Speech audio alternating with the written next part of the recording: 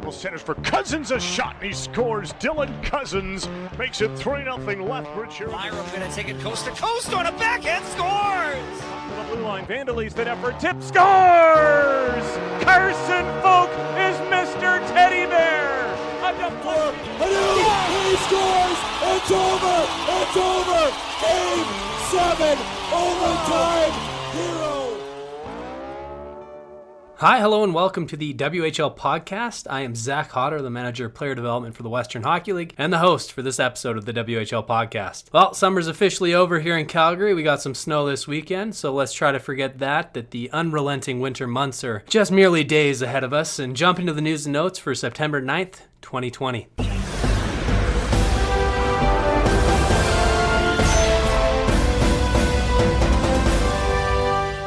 For the first time in 28 years, the Brandon Wheat Kings will have new owners. Longtime owner and current Vegas Golden Knights general manager Kelly McCrimmon has sold the Wheaties to Jared Jacobson of J&G Group of Companies. Jacobson, who was born and raised in Brandon, said, quote, "Our ownership group is looking forward to adding new energy and new ideas to one of the most storied franchises in the Canadian Hockey League." During McCrimmon's tenure as owner, the Wheat Kings made it to 6 league championships, winning 2, won 10 Eastern Conference titles, and competed in 4 Memorial Cups. The Moose Jaw Warriors have added overage forward Brad Janelle off of waivers. Janelle, who split the 1920 season between the Winnipeg Ice and Spokane Chiefs, scored 13 goals and 10 assists in 50 games last season. In 230 career Western Hockey League games, he scored 43 goals, added 50 assists for a total of 93 points. WHL alumni Matt Dumba has been named the recipient of the 2019-20 King Clancy Trophy. The King Clancy Trophy is awarded to the player who best exemplifies leadership qualities on and off the ice and has made a noteworthy humanitarian contribution in his community. Dumba co-founded the Hockey Diversity Alliance and is involved in the Rebuild Minnesota project. The Rebuild Minnesota project's goal is to assist Minneapolis businesses who are impacted by the riots and protests in the wake of the murder of George Floyd. Dumba has also stepped up in response to the COVID-19 pandemic, supporting more than 60 families who are part of the ACES or ACES, Athletes Committed to Educating Students, and he has worked closely with Hockey Fights Cancer and has made a notable donation to the Australian wildlife relief efforts. That's it for the news and notes for this week. As always, you can check at the WHL on Twitter and keep updated on the website at WHL.ca.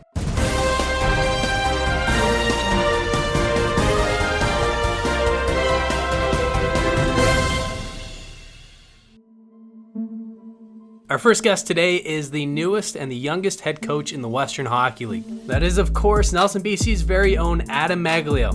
We talk about his coaching journey, his playing history, and the type of coach he wants to be in the Western Hockey League. I'm here with the newest head coach and the youngest head coach in the Western Hockey League. That is Spokane Chiefs, Adam Maglio. Adam, how's your summer been? It's been good under some uncertain circumstances. You know, I tried to keep a positive mindset, so it's been overall okay. I guess I should start by saying, and I should have off the top, congratulations on being named the head coach of the Spokane Chiefs. Truly a remarkable story so far. I mean, you're coming into your 7th year of coaching experience, but you started your hockey career in the KJHL, which is the Kootenay Junior Hockey League, a Junior B league in the Kootenay region of British Columbia, with your hometown team, the Nelson Leafs, I believe, and then you moved on to Castlegar. And while you're playing in the KJ, you've mentioned that you had a coach there by the name of Aaron Wilbur, who was a big help for you and inspiration and somebody that you see as a mentor. So what did Aaron do, and what did you learn from Aaron during your time with him? Yeah, to be honest, the year I went and played for Aaron, I wasn't sure if I wanted to keep playing or pursue school. So he motivated me to stay in the game and continue playing. And then, you know what, we just stayed in touch through the playing career. He ended up coaching at UBC. I was looking to transfer for more so school purposes. And there was an opportunity to go play there with the Thunderbird team and under Aaron again. And he was integral in bringing me there. Again, just stayed in touch with him throughout after playing. And obviously, you know, I think a mentor for sure. But I think someone that believed in me, and that was really important. Well, you talked about your transfer there from a school to UBC. That school was Morris State College in upstate New York. What was that experience like, going to play Division III hockey in SUNY in New York State, coming from Nelson, where your hometown is? What was the adjustment like, and what's the hockey atmosphere like in upstate New York and Division III? It was a good experience overall. Smaller schools for sure. It was a little more intimate with, as far as you were with your team a lot through the week, not just at the rink. I had a really positive experience there. I had some close friends playing around the area at Colgate and Cornell, and so there was some Division I programs close by as well. Just as far as my education, coming back to UBC, the level of CIS obviously was intriguing to me too. And having Aaron there was certainly why I moved on after 2 years. And you ended up spending 2 years at UBC as a player before joining the team as an assistant coach in 2014. And when did you really realize, I really enjoy coaching. I think this is something I'd be good at, and I want to give it a shot. And how did that opportunity come for you to get on the bench with the Thunderbirds? After Aaron Wilbur left as an assistant, I started to become more and more interested in the game, the technical side, the video side for sure. And I think he took note of that. After UBC, I was over in Asia for a couple of years. That's kind of where I really got into coaching, with running a hockey academy, startup academy over there. So I got my toes in the water there, really enjoyed it at the grassroots level. And I got a call from Tyler Kuntz just saying, hey, I'm looking for a guy to be an assistant, someone I trust, someone he felt was motivated, could communicate well with the players. And I jumped all over that opportunity. And that's kind of where it's kickstarted as far as the high performance coaching here. And you've talked about in the past, in some interviews I've read, you said there was a big learning curve that you underwent transitioning from being a player to a coach. So what do you mean by the learning curve of coaching compared to playing? I just think as a player, you maybe don't realize how much behind the scenes work there is. You show up for practice, you show up in the weight room, you work hard, you learn a lot from the coaches as far as, technically and through practice, but there's a lot of behind the scenes stuff that goes into it that I didn't know, to be quite honest. And you learn that really quick as a coach. But again, working under good people, I think fast tracks that learning curve, and having good mentors. And that's something I was fortunate to have. Well, after UBC, you went on to the Prince George Spruce Kings of the BCHL, who have been a very good team over the past 10 years in the BCHL. You spent 2 years as an assistant coach before transitioning to your role as the head coach. When you got to Prince George, what were your expectations heading up there? And did you know that there was going to be an opportunity in a few years for you to move into that head coaching role?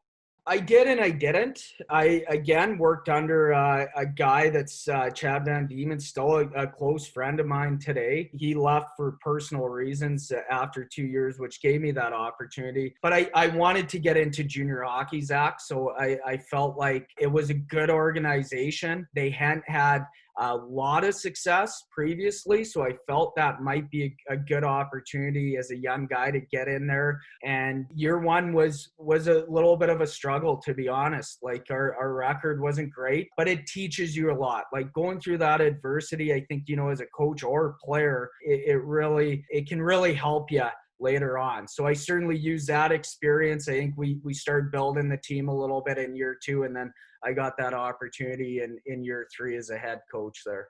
You took the opportunity and ran with it. Arguably the best or the greatest 2 years of head coaching in the BCHL's history. You won the mainland division with Prince George your first year, and then you won the BCHL championship, and we're one goal away from tying the game to go to overtime against the Brooks Bandits in the RBC National Championship. But my question for you is, what's the transition like going from an assistant coach to a head coach?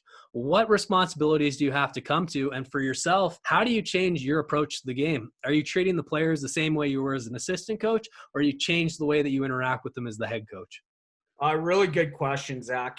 I'm fortunate because I've done this in PG, so now I do feel comfortable doing it, obviously, in Spokane now. But I feel there's a lot of management to being the head coach and delegating roles and responsibilities to both the staff and the players. That's one aspect that changes. You're not so much a support role now, you're more delegating to your staff. So certainly that would be the biggest adjustment. I felt, communication so important to me.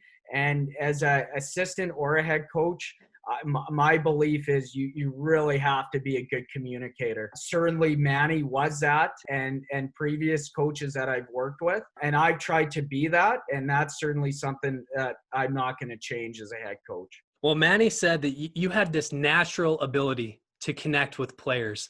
How do you think that you have that? Does it come from that communication, or is it something you've just always been able to do, whether it's through your playing days and now into your coaching days, connecting with not just teammates, but also these young players? Yeah, I think communication and trying to know about them as people, like they are people first. I think that's kind of something I've always believed, but certainly working hard for them. Like, I think if you work hard for the player and you care and you really want to develop, you build that trust. And there's times where you have to have honest conversations with them. And as long as they're staying respectful and there's still good lines of communication, I believe that's where you certainly build that trust and rapport with your players. Those hard conversations, I've been on the receiving end of them. I've never been on the talking end of them. When you had your first ever hard conversation, what was that like? And how did you prepare to go into that? Because I mean, it is a stressful situation to be a coach and have to tell a young kid who's pursuing a dream, hey, you've got to make some significant changes or this ain't going to work for you. Yeah, absolutely. My first taste of that, Zach, was at UBC coaching, and I was not far out of playing there. So I had the privilege of actually coaching players I played with, and I had the task of sitting one of those guys out that I had actually played with. And so there's a player-to-player relationship and now a player-to-coach relationship. And it was your first, it was hard. I think it is hard. And it is mentally draining because you don't want to do that. But at the end of the day, you have to do what's right for the team. And I think, most players, they understand that. And you just need to continue those lines of communication and tell them why it's happening and give them hope that, things are going to improve. Yeah, absolutely. That's, it's a great point. I think that's really important. And sometimes it gets lost is that when you sit a player out, or you have to tell them why and then tell them what they need to do to keep going. And, to hear that from you, such a young guy, it's not surprising to see how quickly you've come up through the ranks. Touching on the communication and being honest with those players, what's your development philosophy? You've said in the past that development's the most important thing at the junior hockey level. You said the Western Hockey League, we're really trying to get guys to the professional levels, whether that's the AHL, Europe, or the NHL. So what is your philosophy when it comes to developing junior hockey players?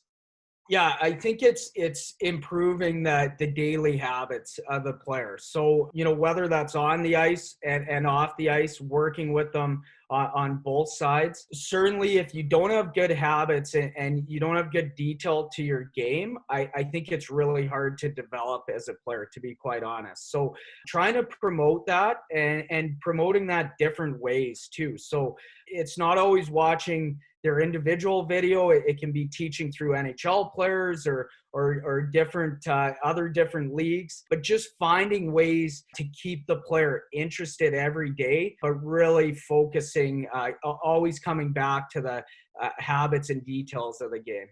As a player that's gone through the Western Hockey League, it's sometimes refreshing to hear a coach like yourself talk about those daily habits and enjoying coming to the rink every day. The same thing Manny said, actually, when I talked to him last week was, every day you come to the rink, we're there to work. We're there to be focused on trying to make it to the next level, but we need to have fun at the same time. It needs to be enjoyable because it is such a long season. 68 games from, for yourself, even as a coach. I mean, you start pre-scouting early August, and then you're going all the way potentially till the end of May, early June. It's a long season. It's a grind. There's a lot of bus trips, and it's nice to hear, a guy like yourself talk about enjoying the game and the habits.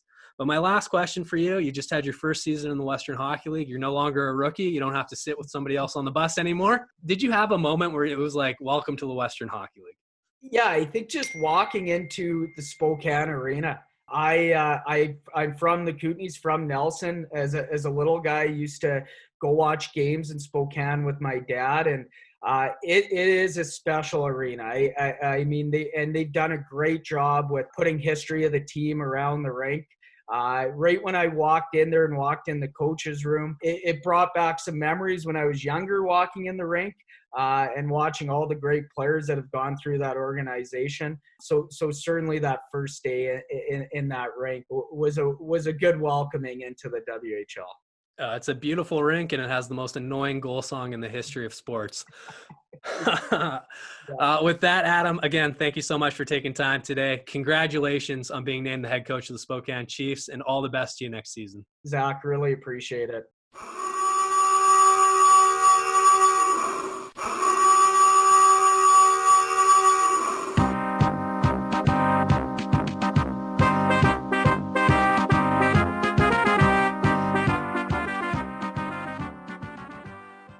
My name is Mason Stewart. I'm from Calgary, Alberta, and I've been officiating in the Western Hockey League for 4 years. See the play where Kestoic picks up the puck right there on the wall and starts skating and almost stops? Yeah. Do you think it's offside? No, I think we're good there. He's standing on the blue line and it goes up and over everybody, right? Yeah. Yeah, Swift Curt's asking for it. I think we're good there. I was like, he's standing on the blue line still. He's still got his feet down. Yeah, right?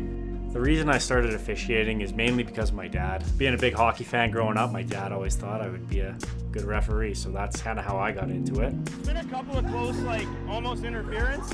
Borderline late. But like, the Edmonton side? Yeah. The first WHL game I officiated was on October 4th in 2016. It was a game between the Kootenay Ice and the Moose Jaw Warriors. I remember it was a Tuesday night and the weather was still good, so the trek out to Cranbrook was still favorable. Just always a special night, the first game. I remember putting that sweater on for the first time. That's the first time you get to wear it. It's always a special moment I'll always remember. That's what I had too. Just made me think when they were... Yeah. I had a close one there, that one guy that dragged his foot right in front of me. I think you're okay. Yeah. Didn't look funny. I thought so. I prepare for games by talking to the crew mainly. I think the biggest thing is to get on the same page as your partner. We're not always working with the same guys, so quick conversation between partners. Also, just knowing the teams, knowing who's playing, if there's any past history. I think that's the reason we all look at the stat packs and, you know, look at what happened the night before. So I think that's real important going into games. I think we're good, eh? I think we're nailing it, baby. Nasty. Sunday afternoon nasty. My favorite officiating memory in the WHL, I think obviously my first game, that's a big one. This is a league we all strive to achieve for, so that first game is always a big step. And secondly, I think my first playoff game, we're all achieved to make the playoffs, and that's always a big accomplishment. So I think my first playoff game on top of that. In addition to those first games, I think I'm lucky enough, having been from Calgary here, to be able to skate at the Saddle Dome as much as we do. We get to do the big games, the teddy bear toss games, as well as the Hooky for Hockey games. You get a great environment, we get a sold out crowd. Those are the memories I think I'll have for a long time. So I talked to 26 from Lethbridge and that scrum down there. I said next time I'm going to take you. What I think makes a good official is, I think there's a few things. I think fitness is a big component. Skating ability is another component. We're asked in this league to be in as good a shape and be as good as a skater as the players that we're officiating. In addition to that, you have to be a good communicator. There's lots of good coaches in this league, and we need to be able to deliver messages. And then ultimately, our job comes down to judgment.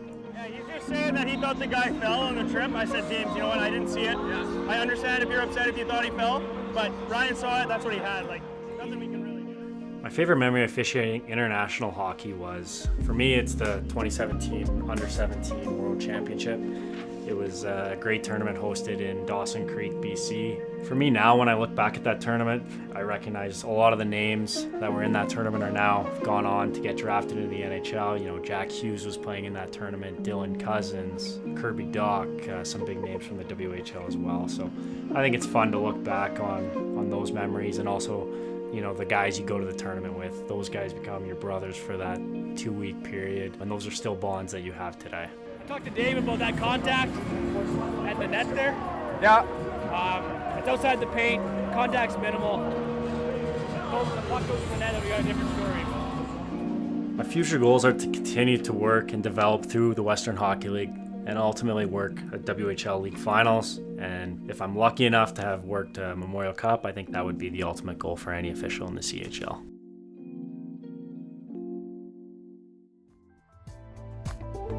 Right before we played that last clip with Mason Stewart talking about what it takes to be an official in the Western Hockey League, I played for you the Spokane Chiefs goal song, just so you could get a little taste of it at home. Up next, we have Lisa Hollenbeck, who sat down with Lauren Zandy from our office to talk about what it's like being the only female hockey operations executive in the Western Hockey League.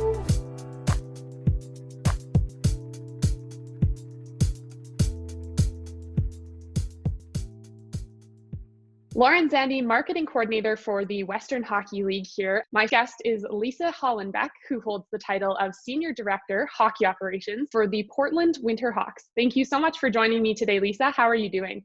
I'm good. Thanks for having me, Lauren. So let's take it back to the beginning of your career. You joined the Winterhawks as an executive assistant of hockey operations in 2011. What type of educational background or work experience did you have, and how did you kind of come into this role? So I guess going all the way back almost to high school, I started interning in minor hockey for the local team. I grew up in upstate New York, so hockey was kind of everywhere. And I knew that I wanted to be around sports. So I ended up going to school for sport management and graduated with a degree in that. And then during my time there, I had some awesome internships outside of hockey that really gave me a great background for other departments: sponsorship, ticket sales, media. I worked at the sports information at the collegiate level in baseball. So I think that really gave me a great background for the variety of jobs that really entail sports, not just in hockey. And then once I graduated, it took me a little time. I was probably maybe 4 or 5 months out of college, but I did land a job in hockey.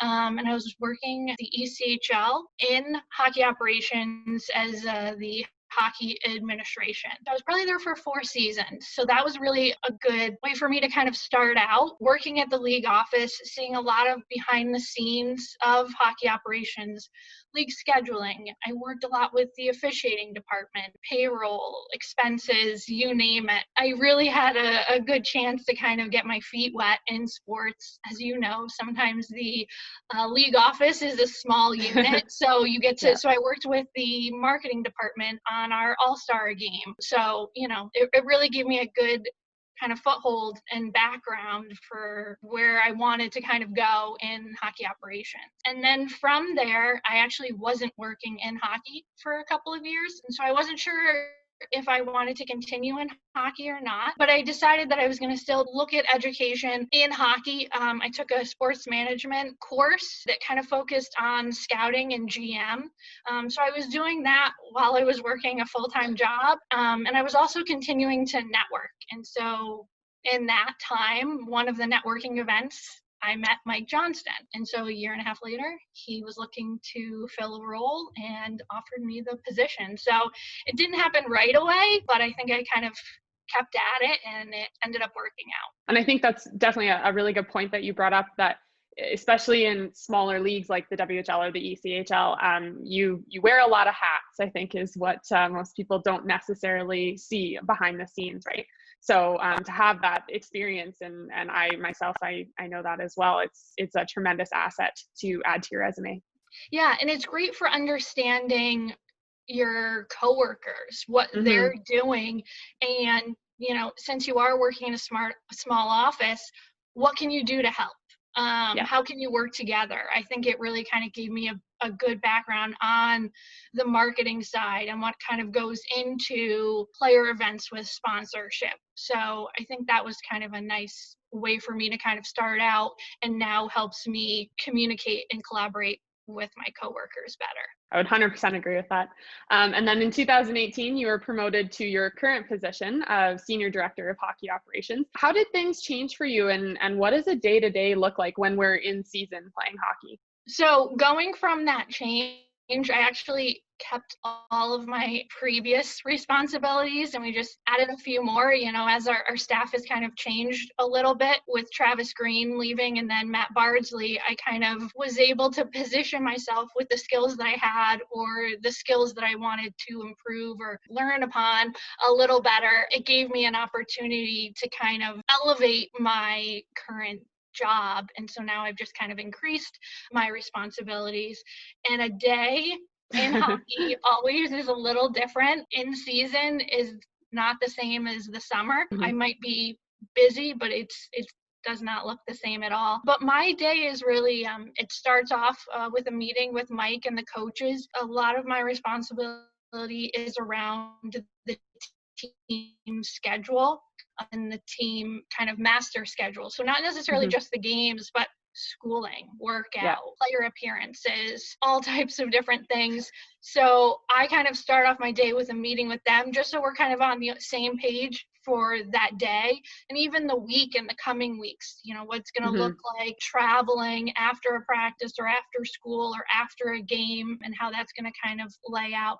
And then from there, it just kind of depends on what's really going on. I might have a meeting with other department heads about events and special nights that are coming up, what that's going to look like for our team, what their involvement would be. So I do a lot of that during the year. And then in the summer, I'm working on immigration, team travel, special events like our training camp, and then parents' weekend. So a lot of the planning really happens in the summer, and then day-to-day stuff like scheduling and team travel is kind of happening in season. As you mentioned, you work with Mike or Travis, and typically there aren't too many women in the hockey operations world. So what did it mean to you to be, obviously you started in that position, but also promoted to the level that you have now reached as senior director? I mean, kind of amazing. I don't think when I started or when I graduated college, I wasn't totally sure, even in hockey operations, what I wanted to do. I knew I wanted to work in hockey. I knew I had skills for that, but I didn't really understand what that meant. And I think while being here, I've kind of been allowed to kind of figure out what that looks like and what that means for me. And Mike and both Doug Piper have been great in kind of allowing me to kind of figure out what that looks like. Over the last couple of years, I have been participating in the league scheduling meetings, which is interesting. And also goes back to what I was already doing with the team schedule and the team travel. I obviously did a little bit of that at the ECHL, not to this extent. So I had a little background on what it looked like, but now I think it just allows for me to really, it benefits other areas of my job. So, and while also giving me additional skills. So I guess it helps Mike and Doug, and it also helps me with new skills. And it's interesting because I am the only woman in the room, when we're doing the Western Conference schedule. So it's definitely interesting, and I hope that I see a woman in there in the future. I think that would be great. But yeah, I mean, it's interesting to be a part of. Now, I think more than ever, there's been a spotlight on equality in sports, and one of those specific areas being women in hockey. Looking at it with that lens, how have you seen things change over the past 10 years that you've been, or even longer, since you kind of have graduated school? And what have you seen evolve or change in that time? Oh man. I mean, when I first graduated college, I didn't know if I was going to have a opportunity in hockey operations. I didn't see anyone really like myself. Most of the women that I did see with positions in hockey operations were women that played professionally, and there was not a lot of them as either, well. no. So it's not like I had a lot of role models to look up to, right? I think there's that, and then I think as I've kind of continued in my position now, I'm seeing more and more. I think we still have a long way to go, but I'm somewhat hopeful that we can get there and kind of make that, an impact on the sport. Yeah, and that kind of leads me into my next question. What do you think we can be doing as a league and in professional sports in general to promote equality for women in sports? Well, I guess one thing I would say, just equality of women in hockey, is I I think it was a couple of weeks ago, The Athletic had a 40 under 40 list, and I counted how many women were on that list, and it was 15. And I was impressed with their jobs, what they're doing, what they're allowed to be doing. I was a little bummed it was only 15. Only I'd like 15, to see yeah. that obviously increased, but I think that if I was to have looked at a list like that when I graduated college, it would have probably been all men, right? So I think I think it needs to be said that there are amazing women out in hockey doing amazing things. I think women need to have a platform to mentor each other and professionally support each other. I think, men of hockey kind of have this little, they have this group, right? They played college together decades ago. And so they kind of keep their group. They kind of have, whether it's, professional colleagues, friends, and they kind of know each other even outside of the office. I think it's going to be really important for women to also have that same environment to support each other in the job, and then also just understand what they're dealing with daily in life, just outside of the office. I think is going to really grow women in hockey, is being able to give them that type of support. And what advice would you give to women looking to get into an administrative role, specifically more like with hockey operations, where maybe instead of like a marketing role where it's a little bit more accessible, but you obviously are working with mostly guys and as well as the boys on the team. So what advice would you give women for that? I think the big thing I always give to anybody really is networking. Obviously, networking really worked for me. I think that also goes back to women supporting each other professionally. I think it's important to mentor people, whether you have a specific mentor or you're mentoring one person. I think it's good to just mentor each other. And I think that will kind of help grow the amount of women in hockey, especially in operations. I think that's important to work on your skills, not just in your job. I ask Mike all the time if there is something else I can be doing. And I usually go in and know kind of where I want to go with my own career and what kind of things I want to learn. And so I go into him and I'm like, I'd kind of like to work in this area. Is there something between my current job and that I could be working on? So I think working on skills, whether you are doing it on your own time or in your position, I think is just a great marketing for yourself. Given that it's an unprecedented year and the Winterhawks were coming off an incredibly strong season after winning the Scotty Munro, how are you and both the staff and team preparing for the hopeful December start? Yeah, I mean, it's a unique year for everyone. I think everyone's kind of looking forward to getting back to hockey, hopefully very soon. I mean, this has been a very long off season, if you can call it that. So I think it's going to be great to just get the team back on the ice together. I think just like everyone else, we have been using technology to communicate and stay in touch as a staff and with our players. So I think we've just been trying to utilize that so we stay on track for when the team is back together, and then hopefully we can pick up where we left off last year. And when we actually do get back to it, what is it about your job that you miss in season and can't wait to get back to?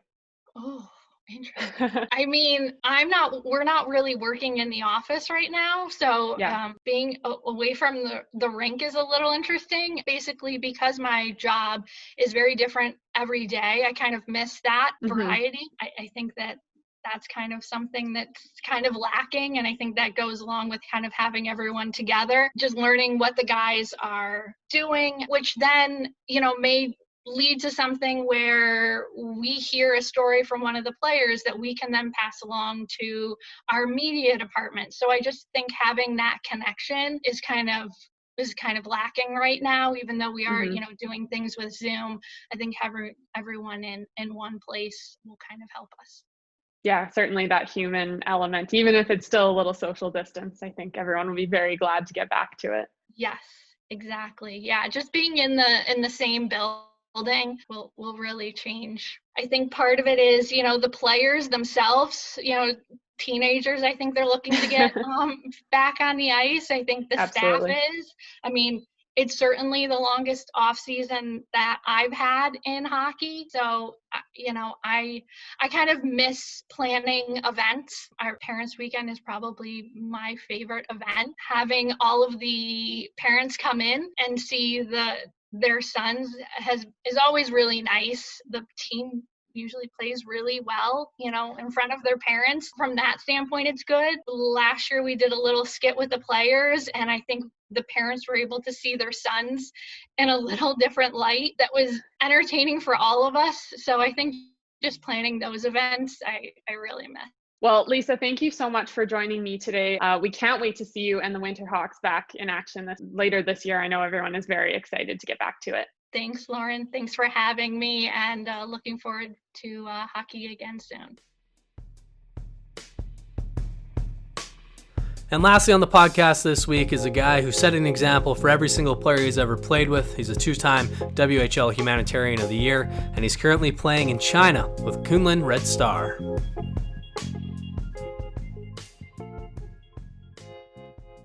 Here's Cody Glass, the 18-year-old 6th overall pick. Wong with a step to the net, cuts in front, and he scores! Tyler Wong on the backhand. He goes short side on the power play. I am here with former Lethbridge Hurricanes captain, Tyler Wong. Tyler, how's the summer been? And are you able to get back overseas to China?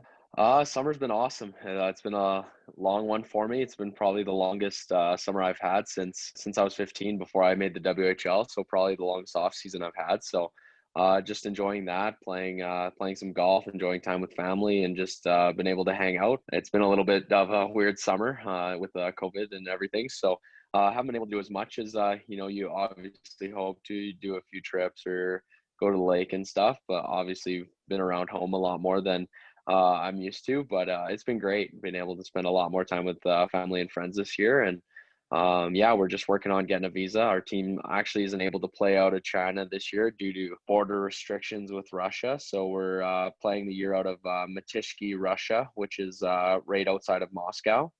So just working on getting a work visa for Russia right now. So we'll see when that happens, but hopefully soon.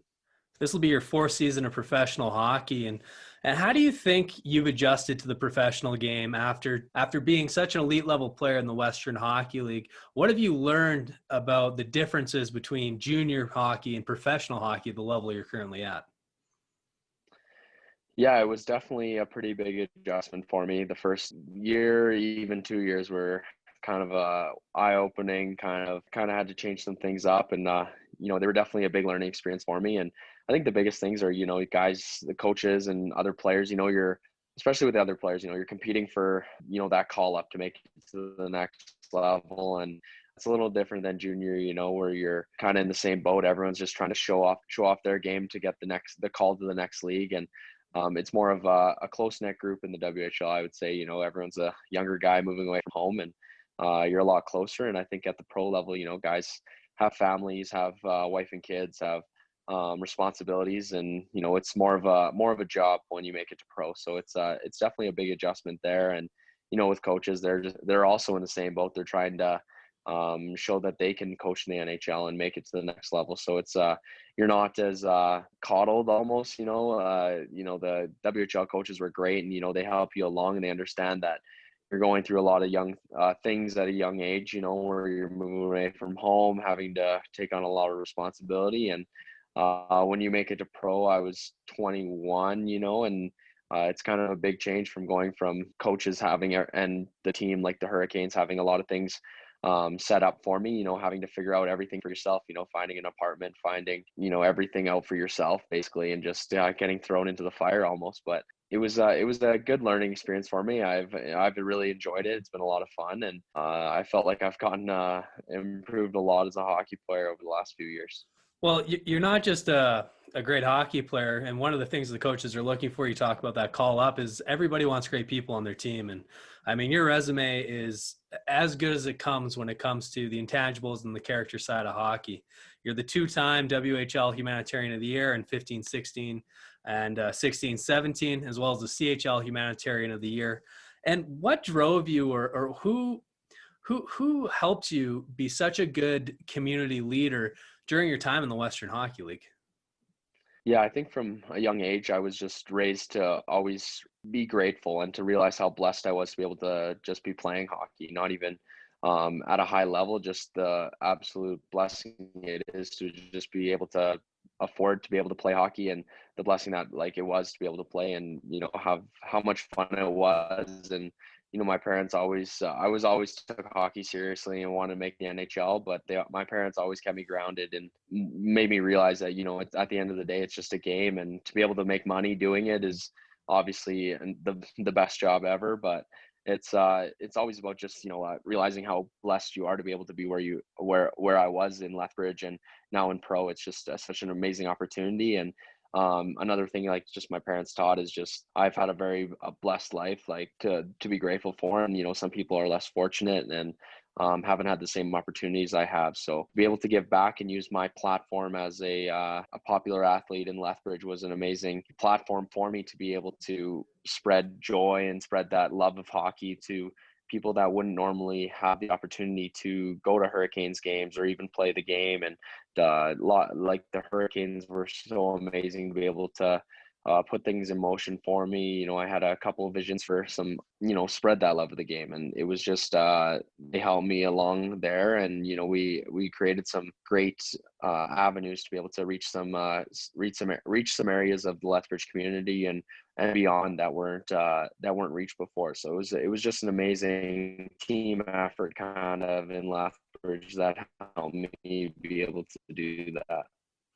Well, one of those initiatives was the Kids Sport. Every single goal you scored, you donate $5 to Kids Sport Lethbridge, and you actually recruited a few of your teammates. I believe Jordy Bellerive and Carter Folk joined in with you, and you guys ended up raising over $13,000 for Kids Sport Lethbridge. And as a former Western League player myself, I mean, I find it amazing that you were able to start this initiative, because I didn't even know where to start, or I wasn't even thinking about that when I was playing in the Western Hockey League. So when you got there, how did that come to be? How did you link up with Kids Sport and say, you know what, I'm going to donate $5 of my own dollars? When you're a Western Hockey League player, you don't get paid a lot to be there. So it doesn't seem like a lot, but it's a lot for us. What was the motivation behind that, and how did you get connected with Kids Sport? Yeah, when I got to Lethbridge, it was the first couple of years were kind of just trying to find my way through the league and kind of establish myself. But once, got my foot in the door and was putting up some points and stuff, I kind of just had the idea one day, after a season. I think it was after my 18-year-old year, I kind of started it up. And, I've always just been like so overwhelmed with like thinking, how lucky am I to be able to be here, to have the ability and also the opportunity to be here in the Western League and have, people paying to watch me play hockey. And, some people aren't able to have that opportunity, even though they may or may not have had the skill, they've never had the opportunity to play hockey. So I thought it would be an amazing opportunity to, give back to an organization that would help kids that may or may not have had that opportunity to play hockey, and to give them that chance to, maybe fall in love with hockey. And Kids Sport jumped to mind. And I called Kathy Hong, who was one of the community relations people in Lethbridge, and she set everything up and kind of got the ball rolling for us to be able to set things up. And yeah, definitely $5 per goal in the Western League is definitely a lot, but we all usually work summer jobs in the summer, so had a little bit saved away. So I definitely could I was able to afford it, but just to be able to have that chance to be able to kind of make a small difference in kids' lives, to be able to enjoy the game that I love was a blessing to me as well. So you've shown repeatedly that you're a player and a person who takes pride in his community and wants to see it improve any way you can. So what are you doing now to stay involved in that side of hockey and in the charities and in the outreach side of the game? Yeah, it's a little more difficult playing hockey in China. There's definitely a big language barrier, but one of the reasons that I'm over there is because of my Chinese heritage. They want to kind of appeal to the Chinese community there, kind of are able to identify with me as a Chinese, Chinese heritage hockey player, and kind of the kids, are able to kind of see someone that looks similar to them, that is kind of has a similar heritage is them playing hockey at a high level, that helps them be able to kind of see that.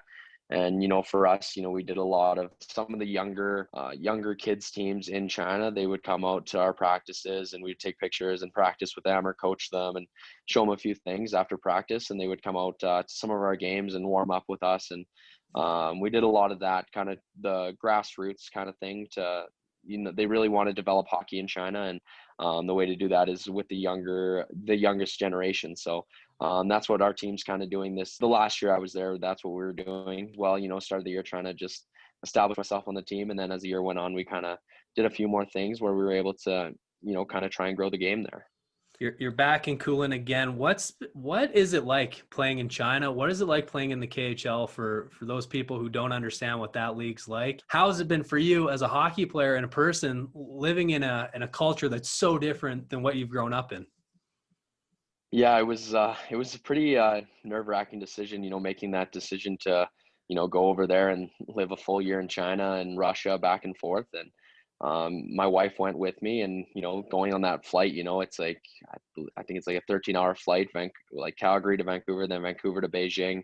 I was pretty nervous, and once we got there, it was definitely difficult at the start to kind of assimilate into that culture and learn a few words to be able to communicate a little bit, kind of learn where to go eat, how to get around. It was a tough couple of weeks to start. You're kind of just thrown into it and don't know what to do and how to get around. But once we figured things out, the other guys on the team kind of helped me out and everything. But we definitely had to find out a few things for ourselves, and that made for a few, awkward moments with people that were kind of confused with what we were doing there. But it was an awesome experience. You hear horror stories about Russia as well, but it was amazing going there too.